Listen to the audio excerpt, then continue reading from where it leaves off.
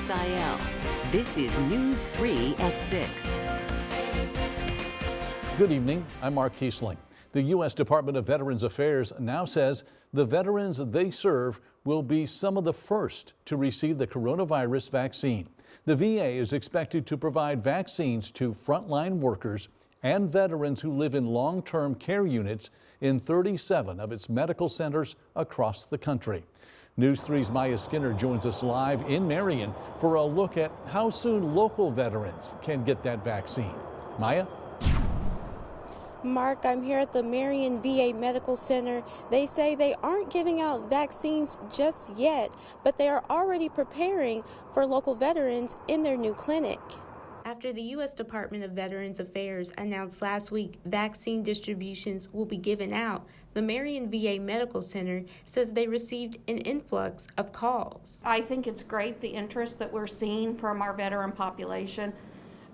Starting Thursday, after the FDA approved the Pfizer vaccine, the next day we received at least 50 calls from veterans wanting to get the vaccine. Marion VA was not on the initial recipient list, but the hospital deputy nurse executive says veterans do not need to call them because they've been working on creating priority groups for the past month. We have pulled all of the patients in our catchment area, which is 40-some-odd thousand, and we have started contacting those that were listed as a high priority. The chief of pharmacy says they will be ready for whenever they receive their shipment. We should get 48-hour notice in advance that it will be arriving.